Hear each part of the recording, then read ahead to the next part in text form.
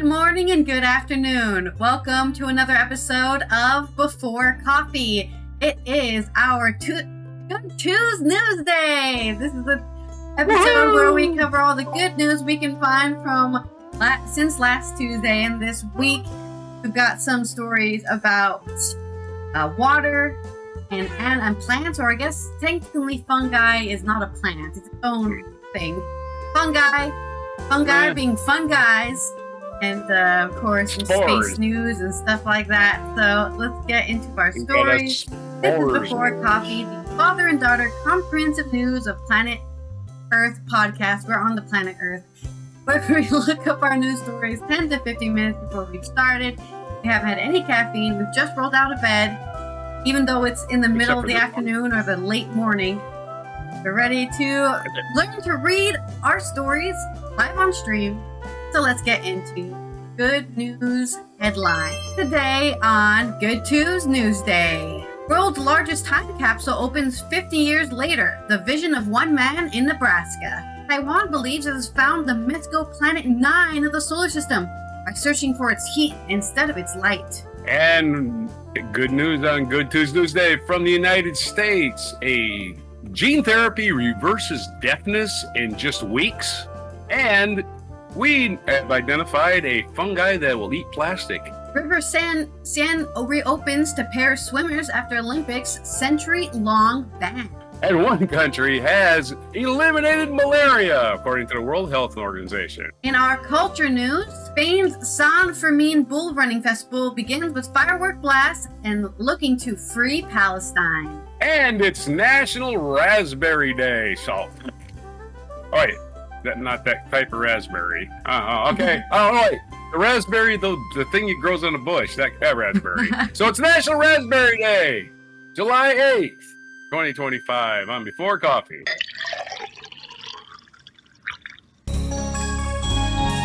Raspberries, I don't know if this is a thing in other countries, but some people, right, when they pull their tongue out of their mouth, that's called a raspberry. I don't know why. Yep. I don't know what the history of that is, but I guess I'll look that up. It goes back to the 40s. I'm sure it goes back to the 40s. Has something to do with I'm gonna go ahead. I'm gonna think it's the when you stick out your tongue like you got a raspberry, they got a lot of seeds and they get caught in your teeth, right? So okay. I just crunch on them, like but I guess right? If you don't like the seeds, but they're caught in your teeth, right? They get caught right in your teeth, right? And don't ever put raspberries in your breakfast cereal because crunching them is just awful. I like crunching stuff, though. I have to disagree with you there. I don't like crunching raspberry seeds. They don't crunch properly, right? They're just little seeds. They just squirt everywhere. So you're better off just melting them in your mouth. You're not convincing me to not do it. Crunching? You actually crunch raspberries when you eat them? Wow. Yeah, I do. I love crushing things between my teeth. There's nothing to crush. The seeds are so small. It's the feeling, right? Man. It's the feeling. I can't stand the feeling myself. Why would I be trying to crush something so small with my teeth? It makes no sense. Okay, anyway, on to the stories. I'm going to look this up, actually. All right, cool. Sticking your tongue out and blowing to make a flatulent-like sound is called blowing a raspberry. Because the sound term is derived from Cockney rhyming slang where raspberry tart rhymes with fart, according to the online. Wow. It's Cockney. It's British the whole time. Wow. I'm smarter now. Raspberry tart. Okay. You're smart now. Let's roll our segue. Did I already roll the segue and I forgot? We're rolling the segue. No, you haven't rolled it. It's one of my sayings. If you go through a day you didn't learn anything, you just wasted a day, right? You learn something every day. All right? Okay, fair enough. Sarcasm is needed for this next story. Even if it's just a baseball story, right? Anyway, just this baseball story. Our next story is coming out of Nebraska. You have to be sarcastic about something. I don't know how, but figure it out for yourself. This is from Andy Cobley on Good News Network. 50 years ago, a man invented invited the nation to deposit whatever they liked into a large concrete tomb for what he called the creation of the world's largest time capsule. 50 years later, as heirs, descendants, and children all grown up watching the large concrete vault crack open last week, they realized what a brilliant idea it was. The items went on display last Friday, which was in Sioux Ward, Nebraska, where Harold Davison lived and created the time capsule. His daughter Trish Davison Johnson was there as the master of ceremonies, carrying out her father's vision for the grand opening, or I guess reopening. Inside was a bewildering yet understandable collection of objects. Stacks of letters and boxes, cassette tapes made with personal recordings, pet rocks, which were all a rage back then, a groovy teal paint pattern suit, even an entire yellow Chevy Vega wrapped in plastic tarp. Huh? Wow. Chevy Vega. A Vega, yeah. Yeah, big old car. It's a compact car. Just it was like in there? First... Oh, okay, I see what it looks like. Okay. The Vega was Chevrolet's first compact car. That's pretty cool. Never mind. People came from all around the country to collect and search for personal items left to them by themselves or their parents, from Virginia to Colorado. This is a accumulation of 50 years of planning on the part of my father, Johnson said. There were packages from, I'm going to say, 3,000 people. Letters and packages, letters to themselves, letters to grandchildren, letters to their heirs. NBC News' Maya England was there reporting on the opening, when a large concrete pyramid sailing over the capsule as if it were a sarcophagus of a pharaoh was removed with a crane. The pyramid was added later when the World Record Agency informed Davison the time capsule was not no longer the world's largest. My parents didn't think they would be here 50 years later to retrieve it with us, said Stephanie Fisher, who traveled from Colorado to retrieve a cassette tape with a message from her mother. So it's pretty special to know that their voices are in there, and that I haven't heard in a long time. Davison executed the project well, building a ventilation system to prevent growth, which went a long way towards preserving some items. His daughter suggests that probably 80% of everything put inside was intact. Chris Galen, arriving from Virginia in Johnny Quest t-shirt, recognized his mother's handwriting and opened a letter that wished him a happy education, career, and life. It's not about what's inside. It's about what's inside of us and who we were back in 75 and who we are today. Also, a video of that. Maybe we can use that as the mic drop moment. Seeing this vacuum-sealed Chevy just in this box here with all the items. Looking at the image from the capsule, there was a lot of dirt and a lot of rust, it looked like. So that's the one problem with ventilation, is you expose metal to oxygen. But I hope nobody left any food in there. Maybe some from your last time, the cherries, Washington's cherries. Something similar to that when I was old. Right. But yeah, like George Washington's tree, right? Oh, do I do a segue? Yeah. I have a similar 50-year-old time capsule, but I call it my sock drawer. And you don't want to open it. I'm way over 50. No, they're fine. They've been washed. It's all, you just reuse socks until they... It's pretty impressive to have socks for 50 years. Yeah. I might be exaggerating a little bit, but it's sarcasm. You can do that. All right. My next story is coming out of Taiwan, who they believe have discovered a ninth planet, the mythical ninth planet. This is on Tempo... How do I say it? Tempo de Conhecer. It's written by... I don't think it's written by anybody. Oh, sorry. It's written by... somebody called Arquivo? I don't know. Maybe it's not written by... It's on Tempo de Conhecer. Numerous failed attempts to find Planet 9, a hypothetical gas giant at the edge of our solar system, have led Taiwanese scientists to rethink their strategy. For years, astronomers have scanned the sky, searching for faint sunlight reflecting off Planet 9, but this method has not been successful. Now, a team of researchers from Taiwan have adopted a different approach, looking for its light. They're searching for its Instead of looking for its light, they're searching for its heat. This strategy is showing promising results, as they have identified 2 strong candidates. Beyond Neptune lies the cold, dark Kuiper belt, where the orbits of several objects appear to cluster in an unusual way. It seems as though an invisible force is influencing their movements. One possible explanation is the existence of a massive, unknown planet, Planet 9. If it exists, it would have a massive 5 to 10 times greater than Earth's. However, it would also be extremely distant, within 400 times the distance between Earth and the Sun, making its reflected light incredibly faint. Probably why they haven't been able to find it. The team from Taiwan believes they may have found the strongest evidence yet for the existence of Planet 9. Their study has produced 2 very promising candidates. Any object with a temperature above the absolute zero emits thermal radiation, essentially heat. While reflected sunlight diminishes with distance much faster, thermal radiation fades more slowly. This difference led to the researchers to focus on the planet's heat signature instead of its light. Honestly, I thought we were already doing this. If you play any sci-fi game, right? Oh, we see, or we watch any sci-fi shows, they always say, there's a heat signature over there. Something's emitting heat. Yes, they, maybe they don't have the ability to do it now. Researchers analyzed data from Japan's Akari Space Telescope, which was launched in 2006.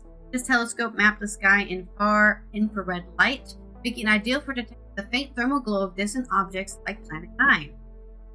Starting with a list of more than 5 million signals, they narrowed down the candidates by focus on specific sky, removing known objects, filtering out signals affected by cosmic dust, and eliminating stationary sources that did not show the expected motion. They're not orbiting the sun, they are not a planet. Probably just, well, it could be a meteorite or not a meteorite. The other thing, that's not a meteorite. A comet. There. The process reduced the list to 393 candidates. From there, they carefully examined each one, starting weak detections, image artifacts, and other false positives. In the end, only 2 candidates remained. These 2 heat sources appeared exactly where Planet 9 is expected to be, in that kind of weird mass, or like the weird pull-in. With the right brightness and the predicted motion, they stayed in place over a 24-hour period. From later, as expected for a distant object. 2 candidates have been named Fisdil J0250422-15011 and Fisdil, or FISSSSDL J0301112164240. Wow. Not a fun name. Slow down, I'm writing that down. To confirm whether they are indeed Planet 9, follow-up observations are needed using powerful telescopes that can detect their faint optical light and accurately track their movement. If confirmed, the discovery would not only solve one of astronomy's greatest mysteries, but also transform our understanding of the solar system, formation, and evolution. While nothing is certain yet, scientists now have a promising follow. Of course, there's only so many telescopes on our planet, so I think you probably have to sign up for like a slot, you know. Use the European telescope from May to June at 9 p.m. please. I need to observe that weird mass in space at the edge of our solar system. Well, we can clear you for August 2026. Oh damn, that's a long time from now. I guess we're gonna have to wait. Yeah, you're providing your own sarcasm here. Yeah. You're not supposed to provide your own sarcasm. It's supposed to be my job this time. Well, give me your segue anyways, I guess. Well, I just, when you start saying Planet 9, I go back to Planet 9 from Outer Space, that famous B movie. Yeah. You remember the movie Ed Wood? You've seen that. Ed Wood starring Johnny Depp. Ed Wood made Planet 9 from Outer Space, starring Bela Lugosi. And I'm like, yeah, let's get Bela Lugosi on the case. But I don't know if that's, I don't know if that's sarcasm. But, well, it is sarcasm. Because I say so. You know who could fix this? Bela Lugosi could. Yeah, Bela Lugosi, definitely. That's more sarcastic. They should have just asked him. Why didn't they ask Bela Lugosi? He already knew, like, 40 years ago. He was, yeah, that's right. He will play Dracula and scare it away. Scare away the aliens. It's a good day for aliens. Well, I don't by think the there's way, any 'cause it's the aliens on the anniversary. planet, but there's definitely a planet out there. like they're gonna come out and show themselves, right? Like, hey, here we are. No, they're gonna be hiding. Like, what the hell's going on? I think Anyway. we're hiding from the aliens at this point. We're too embarrassed. Maybe we are. Maybe Tom Cruise is right, and we are aliens. I never discounted that possibility. All right, the next segue is tell a joke for your story. I have a story? Oh, shit. All right, I have a story. Let's do the 6 to 8 minute one first, I suppose. Get the long one out of the way first. A country in the world has eradicated malaria. Of course, it's going to make a comeback in the United States because we're going to get rid of our vaccination program. Well, I guess that's part of population reduction. But anyway, Suriname is certified malaria-free by the World Health Organization. Today, Suriname became the first. This is from the World Health Organization, WHO.int. I didn't know there was an INT extension. INT must mean international. Today, Suriname became the first country in the Amazon region to receive malaria-free certification of World Health Organization. That is truly amazing because the Amazon crawling with mosquitoes. Yeah. Well, yeah, literally crawling, right? The historic milestone follows nearly 770 years, not 700, 700 probably even. Nearly 70 years of commitment by the government and the people of Suriname to eliminate the disease across its vast rainforests and diverse communities. WHO congratulates Suriname on a remarkable achievement, said Dr. Tedros Adhanom, here's a name, Ghebreyesus, WHO Director General. Ghebreyesus.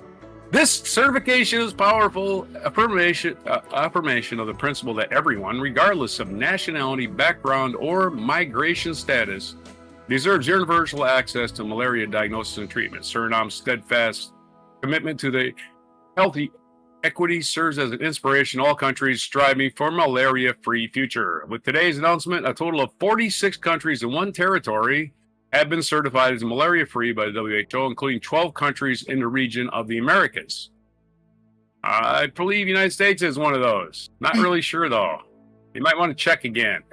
Suriname did what was needed to eliminate malaria, detecting and treating every case quickly, investigating to prevent spread, engaging communities, said Dr. Jarbas Barbosa, Director of Pan American Health Organization, WH Regional Office for the Americas. This certification reflects years of sustained effort, especially reaching remote areas. It means future generations are grow free from this potentially deadly disease.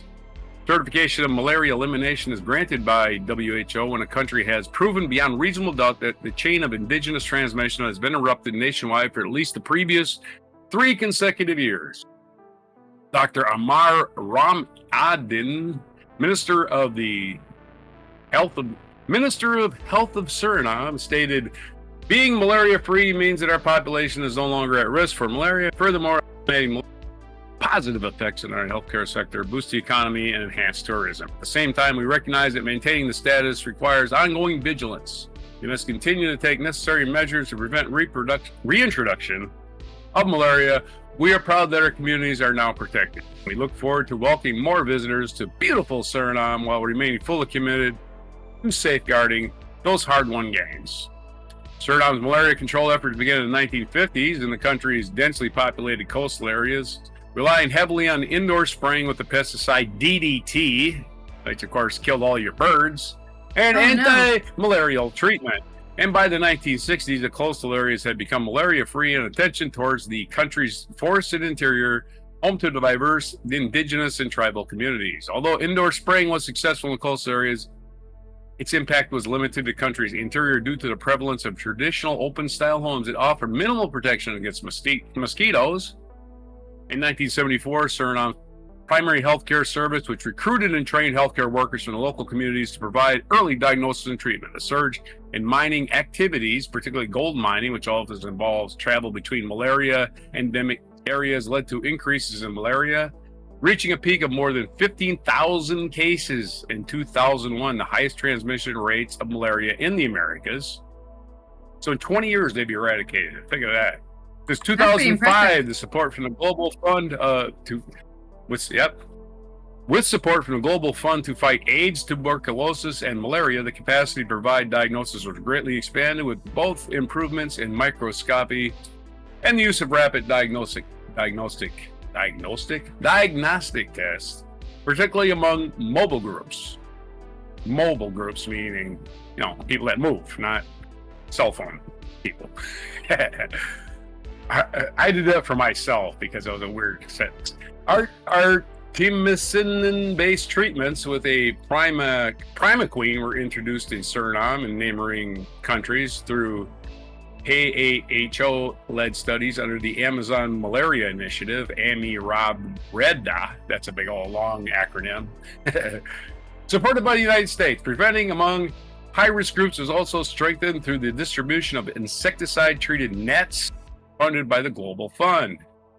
By 2006, malaria had drastically decreased among indigenous populations, prompting Suriname to shift its focus to high-risk mobile populations in remote mining areas. To reach these groups, many of whom were migrants from neighboring endemic countries, the country established networks of malaria service deliverers recruited directly from mining communities. These trained and supervised community workers provide malaria diagnosis, treatment, and prevention services, playing a vital role in closing access gaps to hard-to-reach regions.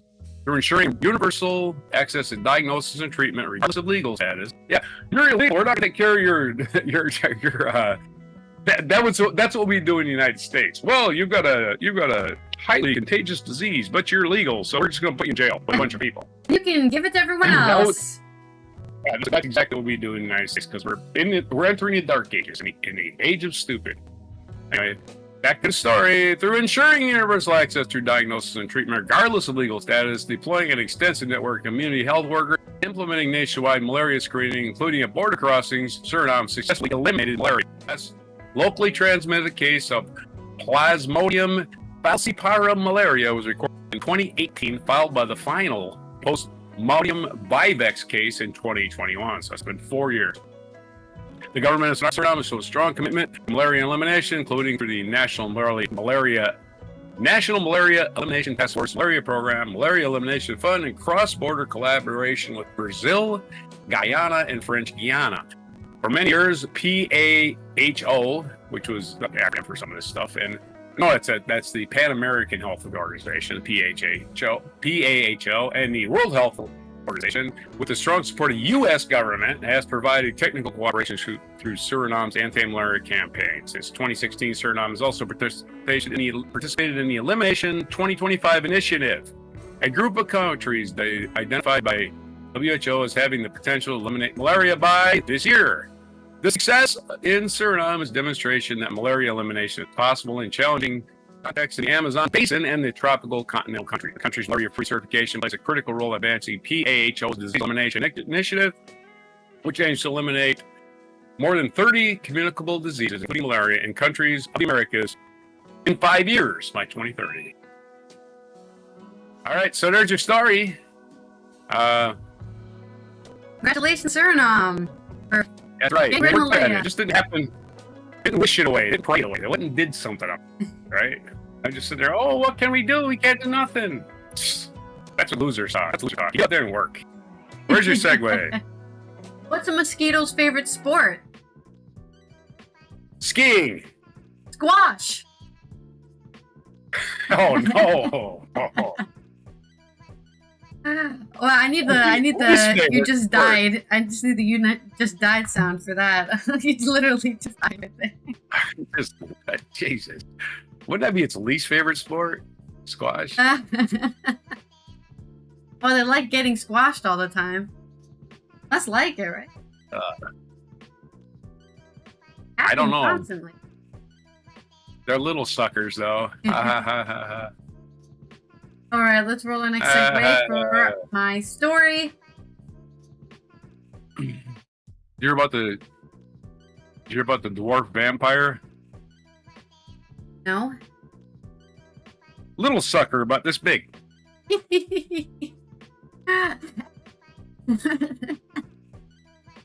Yeah, I was so small I couldn't see it. Little vampire. Little sucker. Anyway, all right. Anyways, our next segue is a non sequitur, right and on. I'm going to talk about not that one, but this one.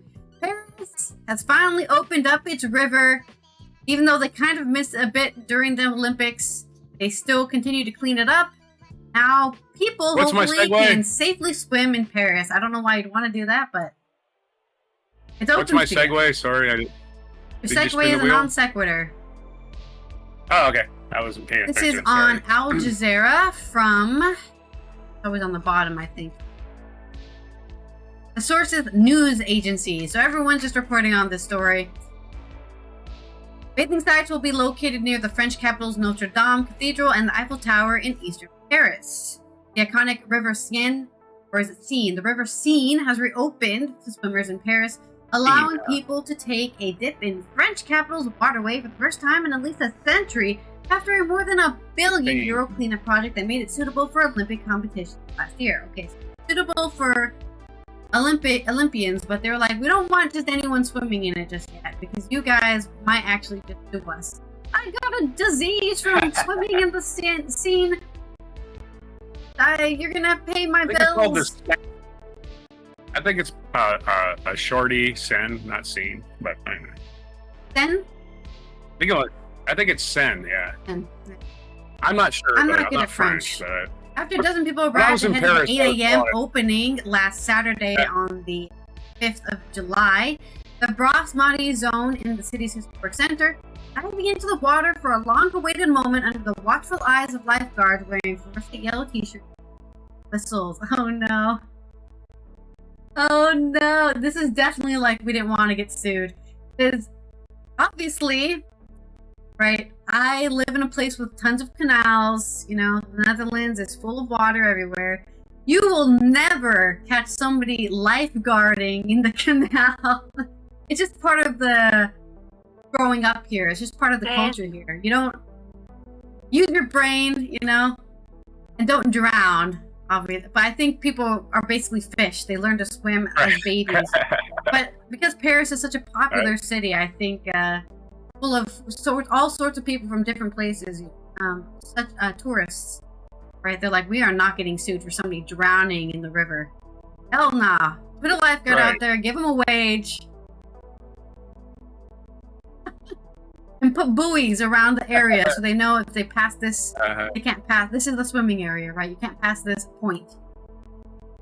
There's also a welcome respite from the scorching heat enveloping the city this week. Parisians and tourists alike looking to cool off this summer can dive into the weather permitting at 3 bathing sites, one close to the Dome Cathedral, another near the Eiffel Tower, and a third at Eastern Cloudy.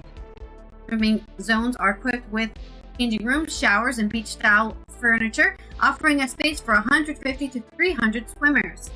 Seasonal opening of the river for the swimming is seen as a key legacy of the Paris 2020 Olympics, when open water swimmers and triathletes competed in its waters, which were especially clean for the event. It is a childhood dream to have people swimming in the river, said Paris Mayor Anne Hidalgo, who visited the Bras-Madi site on also Saturday morning at the opening.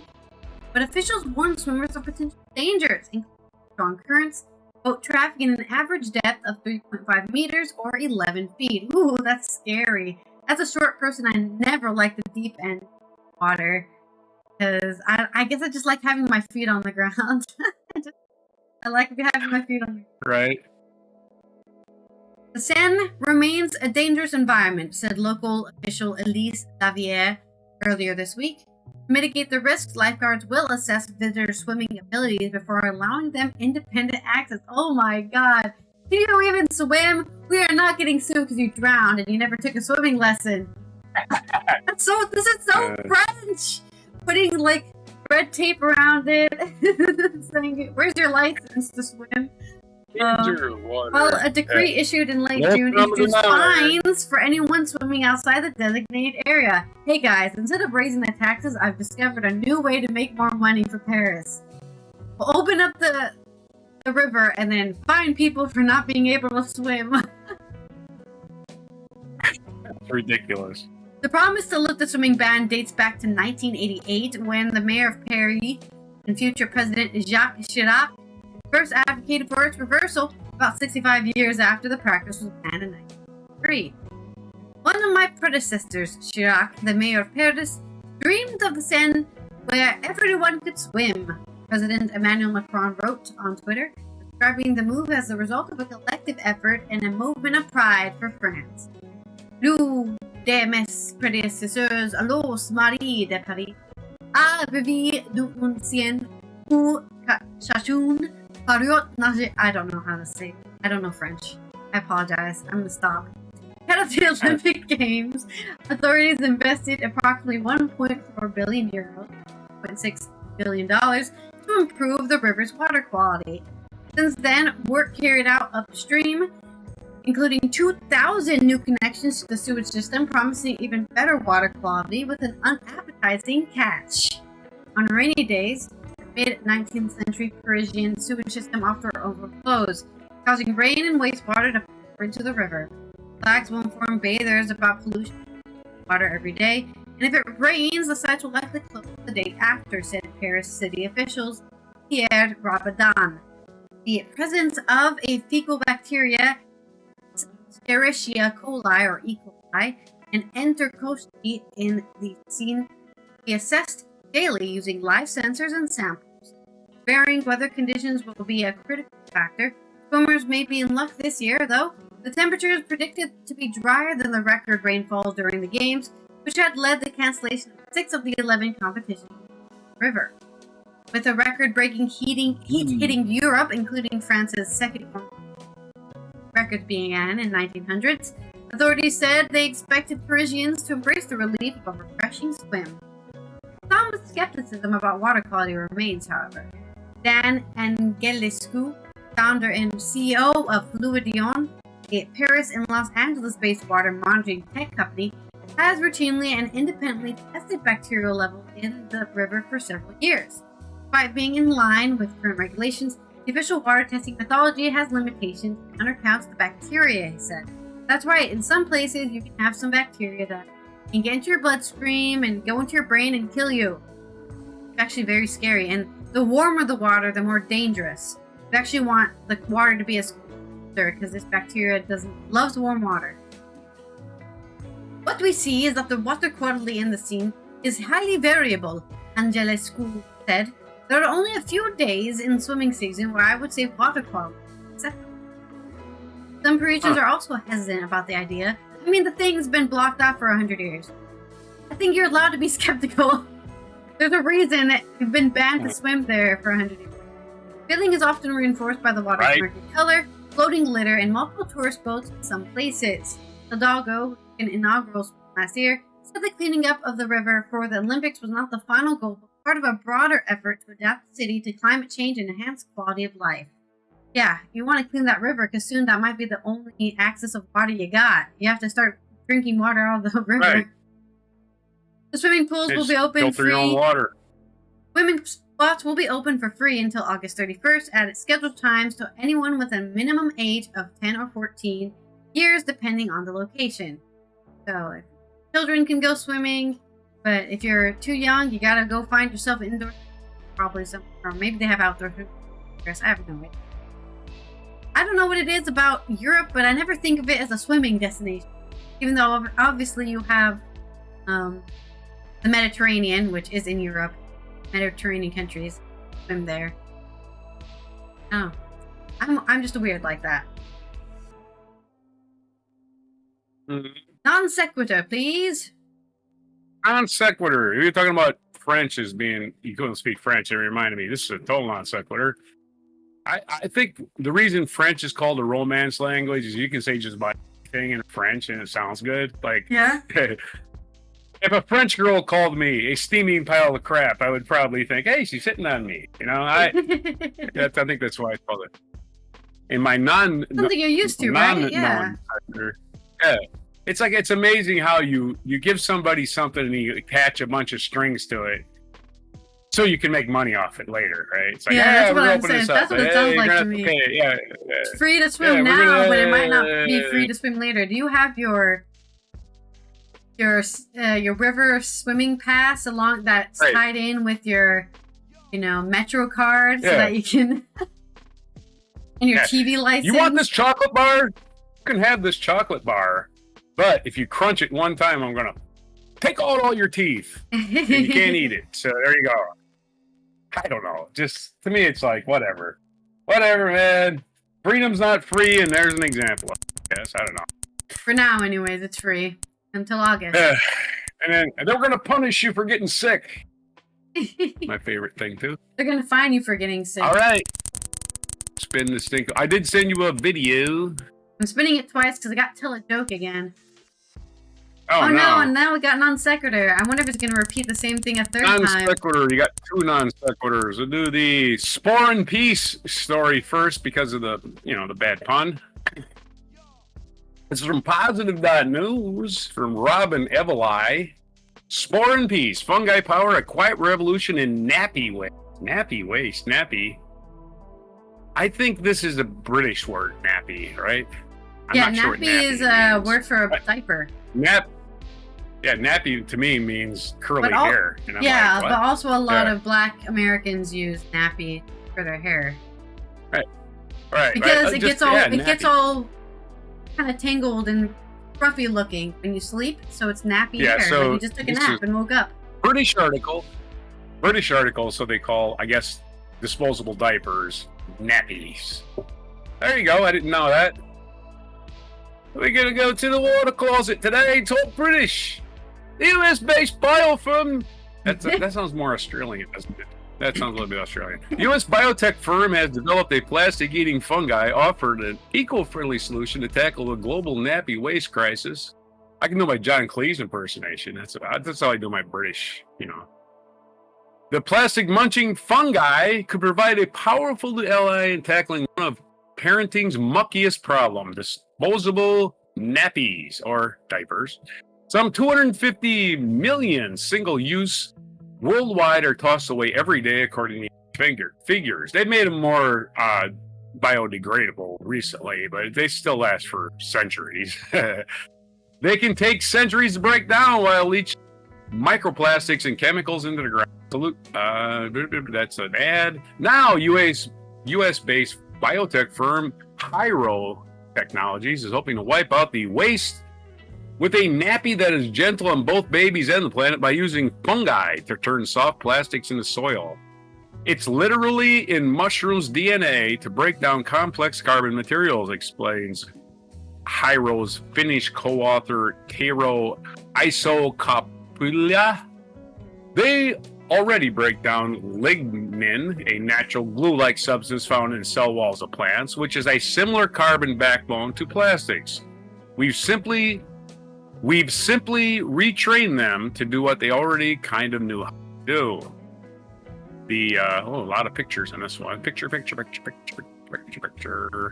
Every Hyro Myco digestible diaper comes with a sachet of fungi, which is thrown away with the used nappy. It gets to work in the presence of moistures, secreting enzymes that sever plastics' complex carbon bonds, and in time transform into mycelium and nutrient-rich soil. And don't forget plastics. Plastics are just carbon, man. That's all they are. They're just carbon. Nothing fucking fancy. Just carbon. Carbon that's been reinforced and re-enhanced. Isokapila now wants to expand the bottom-up approach. Its long-term vision is to create ecosystems that use fungi to break down other plastic waste at scale. In the absence of effective recycling, we built a circular, scalable alternative. We believe the end of plastic begins with mushrooms. So that's a story. That's a short one. I got another one after that one. So. Okay. What did you have? A non sequitur? I got a sarcasm. Hear the next story. Well, looks like babies are going to be happy everywhere in the UK. Oh yeah, babies are known for being happy. Yeah. They better not be complaining anymore. They've got everything they ever needed. Yeah. Yes, all hail and kneel to the fungus overlords, as Demigore just said in chat. That's right. Well, our alien overlords, of course, are really in charge. Independent.co.uk has a story about Hearing loss being reversible. What? That's right. This is from Vishwam Sankaran of independent.co.uk. A single jab of breakthrough gene therapy could reverse hearing loss in people within weeks, according to new research. The cutting-edge therapy improved hearing in children and adults with congenital deafness, means they were born with it, or severe hearing impairment, with a 7-year-old regaining almost full hearing in a clinical trial. Researchers from Sweden's Karolinska Institute said. The clinical trial, detailed in the Journal of Nature Medicine, showed that a healthy copy of OTOF gene injected in the inner ear improved hearing of all 10 participants. That's 100%. The small-scale trial included people who had genetic form of deafness or severe hearing impairment caused by mutations in a gene called OTOF. Okay, but maybe we ought to just explore what that gene is now. These mutations cause a deficiency in the protein otoferlin, which plays a key role in transmitting sound signals from the ear to the brain. While the therapy seemed to work best in children, researchers said it could benefit adults as well. And in the trial, synthetic harmless version of the adeno-associated virus was used to deliver a properly functional OTOF gene to the inner ear via a single injection. The effects of the therapy were evident in the majority of patients whose hearing recovered rapidly after just a month. After 6 months, researchers noted considerable hearing improvement in all participants, with the average volume of perceptible sound improving from 106 decibels to 52. Those between, that's twice as much, and probably if you look at it on a exponential scale, which is probably more accurate. Decimals is a reference. It's not like a one-for-one measurement. So 106 decibels of 52 is about, it's over half. Way more than over half. But in decibels, it would probably be divided by 3, right? Those between the ages of 5 and 8 responded best to the treatment, the study found. One 7-year-old girl quickly recovered almost all of her hearing, and she was able to hold daily conversations with her mother 4 months afterwards. This is the first time that a method has been tested in teenagers and adults, said Mayoli Duan, a author of the study from Karolinska Institute, said. Hearing was greatly improved in many of the participants, which can have a profound effect on life quality. We will now begin following these patients to see how lasting the effect is. Researchers also found that the treatment was safe and well tolerated. Participants did not report any serious adverse reactions to the follow-up period of 6 to 12 months. The most common reaction was a reduction in the number of immune systems neutrophils, a type of white blood cell. The OTOF is just... What? Talking to chat. The OTOF is just beginning, said Dr. Dewan, adding that the researchers were working on common genes behind deafness such as GJB2 and TMC1. These are more complicated to treat, but animal studies have so far returned promising results. We are confident that patients with different kinds of genetic deafness will one day be able to receive treatment. So good news about deaf people. You can hear stuff now that you didn't hear before. Birds singing, car alarms. No, car alarms are usually pretty loud.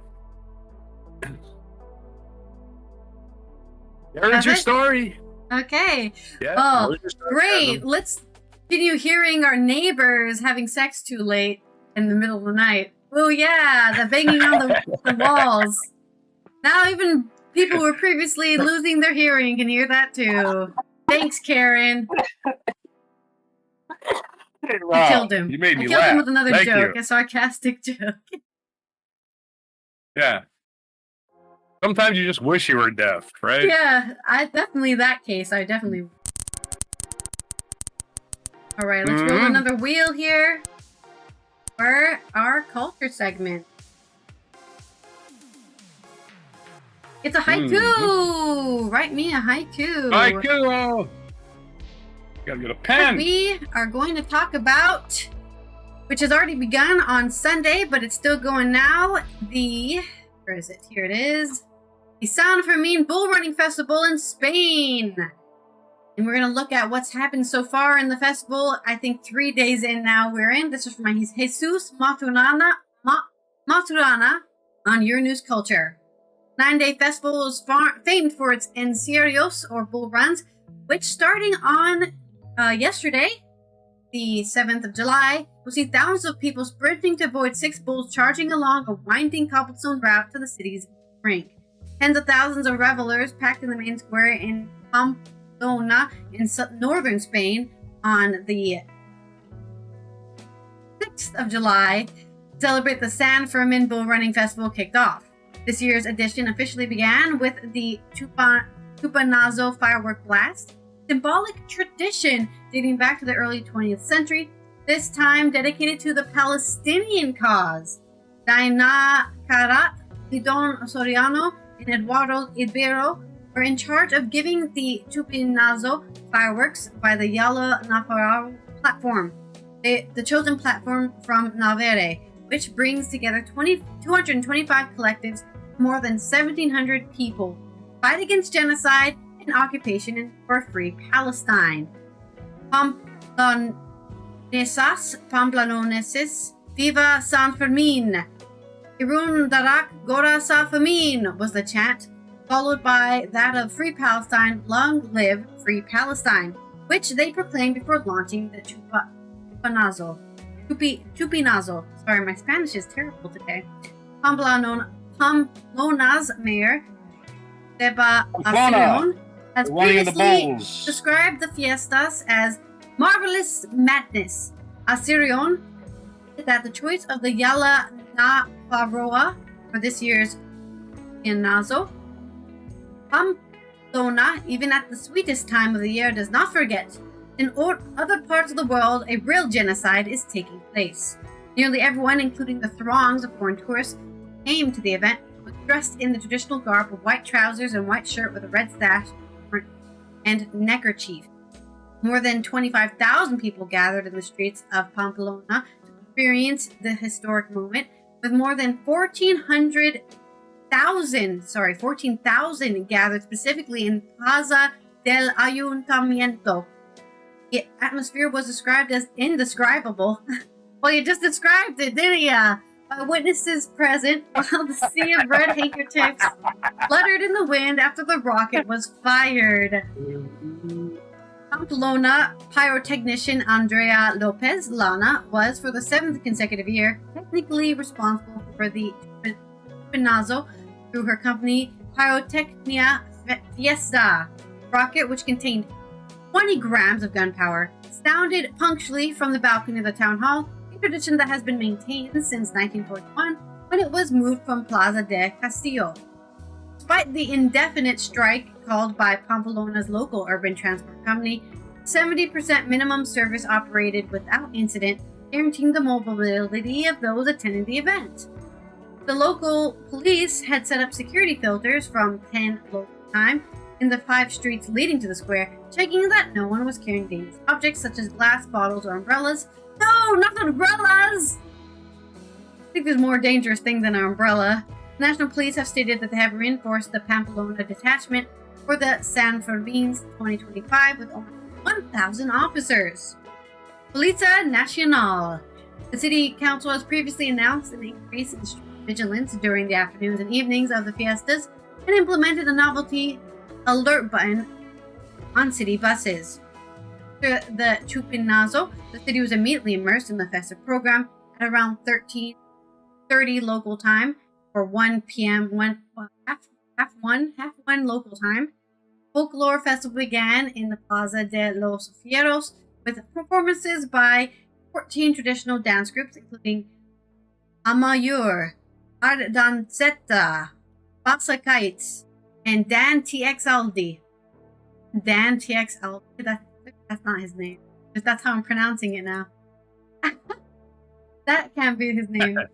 The afternoon will continue with the departure of the Giants and Big Heads from the bus station at 5 p.m. or 1700 hours, followed by the bullfight in the bull ring at 1830. Solemn Vespers of San Fermin will take place at 20 or 8 p.m. in the Chapel of the Saint in the Church of San Lorenzo. participation of the Cathedral's Music Chapel and the Symphonic Orchestra of Navier. Hotel occupancy reached record height with a forecast of 83% during the 9 days of the fiestas, confirming once again the international appeal of the San Fermins. First show of the 24th International Fireworks Competition closed that day at 11 p.m. with Fantasies Sequenski by French pyrotechnics company FC Pyro, while music will take over various stages around the city until early hours of the morning and the first running of the 25, which already happened today, because that's today. The 9-day festival is famed for its encierros, or bull runs, which started, and will see thousands of people sprint to avoid 6 bulls charging along a winding cobblestone route to the ring. Fighting is a hugely divisive sport that has been widely condemned by animal rights activists. It is illegal in most countries and banned in parts of Mexico. It remains legal in Spain. On 5th of July, protesters from PETA and Anima Naturalis demonstrated in Pamplona ahead of the annual bull run at San Fermin Festival. And there's a picture here. Animal rights activists, their bodies covered in blood, take part in a protest ahead of San Fermin Festival, northern Spain. It's just imagine a bunch of dead people covered in blood. They're wearing underwear. They're not completely, but they're only wearing underwear. A lot of them are actually shirtless. Women are shirtless, wearing underwear. And then there's Mary holding dying Jesus, and it says, Las corridas de toros son pecado. There's your PETA, your annual PETA demonstration. Wearing horns and fake blood, they march through the city in northern Spain to demonstrate against the sport. Despite the controversy surrounding bullfighting and protests by animal rights campaigners, over time the San Fermin Festival has evolved into a spectacle that captivates people. The festival draws approximately 1 million attendees from 80 countries, making it a global cultural phenomenon. So there's your news. I don't know if it's good news, but I guess nothing bad has happened during the festival, so that's good news. The festival has gone off without a problem, and there's police there to make sure it's safe, checkpoints, and the public transport's still working. Sounds good to me.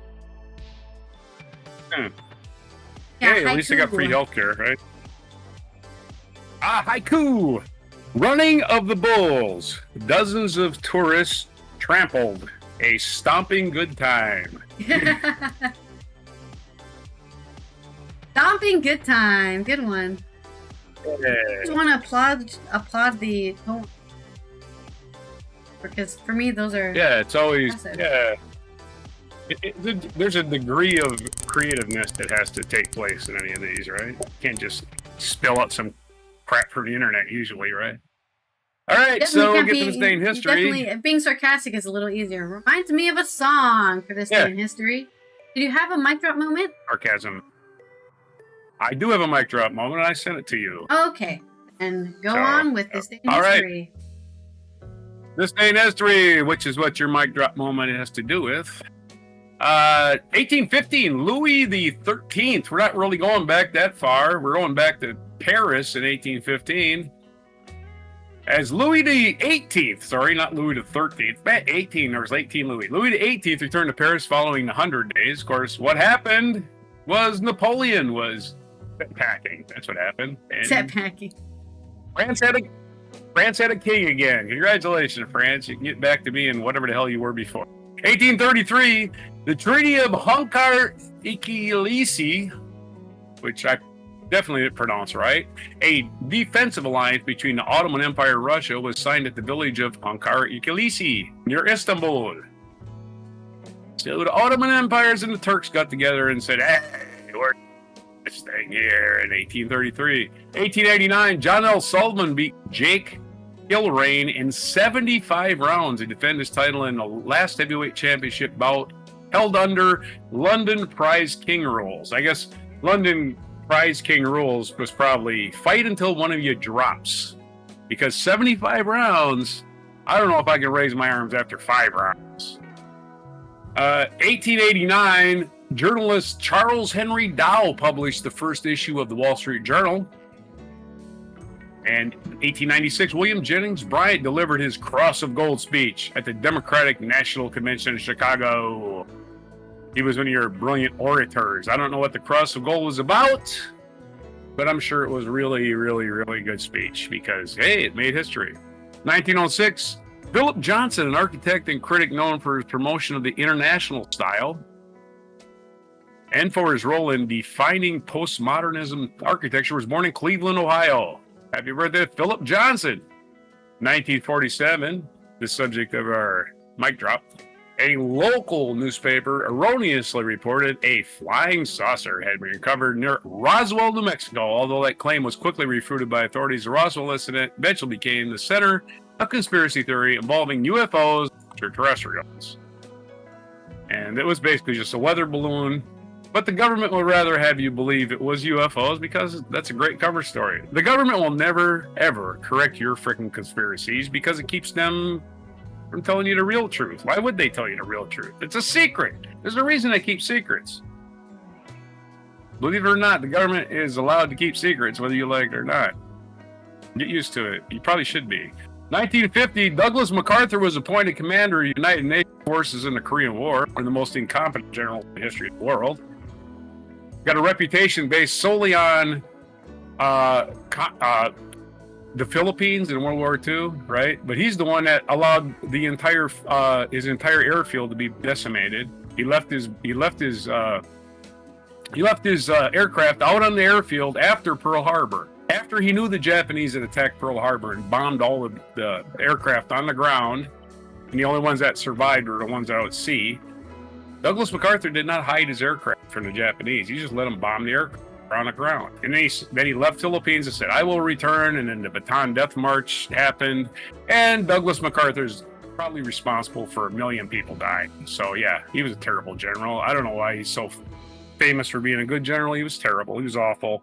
He got in a fight with Harry Truman, and Harry Truman fired him because MacArthur thought he was the president. So one of the worst generals in history, totally overrated. 1996, the British pop band, the Spice Girls, released their debut single, Wannabe, which helped make them an international sensation. Go Spice Girls! And I guess 2011, the Orbiter Atlantis was launched, and the last space shuttle, last space model mission happened, or was launched in this day 14 years ago. No more space shuttle. It's in mothballs. Actually, there's 2 space shuttles that, the ones that didn't blow up, are now they're in Space Museum, one in, I believe, Las Vegas or something ridiculous. One of them's out here in Washington, out by Dulles Airport. Dulles Airport. Out there at the Aerospace Museum. You can go see the shuttle. Our featured event, 1497, Vasco da Gama's first voyage to India. On this day in 1497, which was the age of exploration, as we call it, Vasco da Gama sailed for Lisbon with a fleet of 4 vessels. He ultimately opened the sea route from Western Europe to Asia by way of the Cape of Good Hope, ushering a new era in world history. Yeah, the Cape of Good Hope. You're just hoping there's something on the other side. Kim Il-sung's featured biography was the president of South Korea. He was probably North Korea, sorry. He was president. He was the dictator of North Korea, born in April 15th, 1912, near Pyongyang. Died July 8th, 1994. He's the grandfather of the current leader. He died in Pyongyang in 1984. July 8th is the day he died. It's not his birthday, it's the day of his death. Okay, so it's just a day where they, reshuffled the deck chairs on the Titanic as they put another autocrat in charge. It was his son. In 1839, another birthday. In 1839, John D. Rockefeller was born. American industrialist and the first billionaire. His grandson, Nelson Rockefeller, was born on the very same day in 1908. Isn't that interesting? He eventually became the governor of New York and vice president of the United States. 1994, American actor Jeffrey Tambor was born. 1951, Angelica Houston, and it is Beck's birthday. American singer-songwriter Beck, born in 1970. So happy 55 to Beck, and National Day calendar. It's a lot of things today. Let's see if it's... Oh, it says Seymour. Let's see what Seymour's on. It's National Chocolate with Almonds Day. National Freezer Pop Day. Very apt for today because it's going to be a hot one, at least here. Yeah. National Appreciation. And if you have a cow, it's National Cow Appreciation Day. That's right. Appreciate that cow. Giving you all the things you need. Leather jackets, beef, hamburgers, milk, cheese, butter. And if you're a vegan, well, it doesn't give you much except, hey, look, there's a cow. Anyway, National Raspberry Day is July 8th. So those are your days. Everything for today. Your spins of the wheel, your mispronunciations, your great news, your good news, your fairly middling news. Everything for Tuesday, July 8th, 2025 on before raspberries, chocolate-covered almonds, and freezer pops. Freezer pops. Freezer pops, man. Yeah, There's those some are of things that those just... in the fridge right now. Right on, man. Okay. Suck down in freezer pops. From the inside. Here, reminds me of a song. Soy un perdedor. I'm a loser, baby. So why don't you kill me? By Beck, of course, since it's his birthday today. That was his first hit, baby. Yeah. His first hit song, right? That's all. I know he has a couple of other hits, but that's his biggest one. And it's the one I remember off the top of my head. If I would have remembered it, I would have played Kanye West interrupting him on his his speech. Remember, he won album of the year. Kanye West just couldn't sit the fuck down. I gotta get up and make another speech because I'm this guy. You know, it's like nobody wants to see you ever. I guess I'm famous now, huh? Yeah, I get to interrupt everybody who wins an award that Beyonce didn't win because he's got a crush on Beyonce. I think Jay-Z could do something. See about that crush he has on Beyonce, right? Stop hitting on my wife, asshole. I mean, he was right, anyway. though. Beyonce hasn't gotten a single album of the year until her country album. She got one this year. Which was just like she got one this year. It wasn't even a good album. She And should have got it on Lemonade, man. Yeah, it was politics. The only reason she got it is because her husband got up and said, "Oh, she never won album of the year." Oh, okay. Here's album of the year. Yeah. Whatever. I don't know. What do you want? You live for shit. Nobody cares. It's like you're either an artist or you're out there for prizes. Which one is it? Oh, I only care about the prizes. Shit, just be happy you're doing content. Don't worry about the prizes. Man, the award. Speaking of which, if you would like to give us some prizes, you can support the show on Patreon, which is in chat on the chat, and message in chat on YouTube, or you can subscribe and follow us. That works too. Share these episodes with your friend, and even if it's something like, "Look at these fools having opinions on the internet," that will support the show. Yeah. There are no international days or weeks today, so instead, this has been Allison from the Netherlands and Roger from the East Coast of the U.S. as we tie up another GoodTues Newsday. I hope you feel better about everything that's going out there. The fungus overlords are coming for us, and I'm honestly welcoming with open arms. And we might find that... to our alien overlords. Yeah. We are your friends. On the friends. ninth planet in our solar system, that's where the aliens are hiding. They have a filter hiding them from us. 1600 Pennsylvania Avenue. We'll talk more of that kind of wacky stuff tomorrow for Wacky Weird Wednesday. So make sure you have that notification on if you are subscribed so you get notified when we go live tomorrow for Wacky Weird Wednesday. And here is our mic drop moment. In the early days of the Cold War, the Roswell incident. Outpost of the US Take me to your leader. Then, your leader's probably better than the U.S. leader. Even an alien probably better. To be a flying saucer that had crashed But on it's his in lab. this mysterious aircraft. The debris was brought here to the base. I love how Roswell's made a whole industry out of this one incident that happened. Oh, 80 years ago? Other bases in Texas At this point, right? Yeah, a very long time ago. When the story leaked, it was most obviously just weather balloons. Roswell a symbol of government conspiracies but the government was humans invented cameras yet? Yeah, they have. All right, let's do a flyby. It'll be hilarious. Prank of the century. Inspired decades of science fiction movies. Right. Then, the government was trying to spy on foreign countries by launching weather balloons through the desert, and one of them crashed. That's what they were actually trying to do. They would just get them up in the prevailing winds, and they would eventually drift over. I mean, there really is just nothing going on out there. That's the truth. I'm bored. The town of Roswell has made a product industry out of so UFOs ever since. It was probably launched in Albuquerque or Sandia Labs or someplace, drifted over Roswell, and drawn by the freaking bird strange crashed into her story or of the something, right? 1947 incident. Shit happened. A mystery Lost that may never altitude, be couldn't maintain solved. altitude, and crashed. And that was it. And they just wrote it off. And Thanks, some reporter Smithsonian. got, oh my God, it's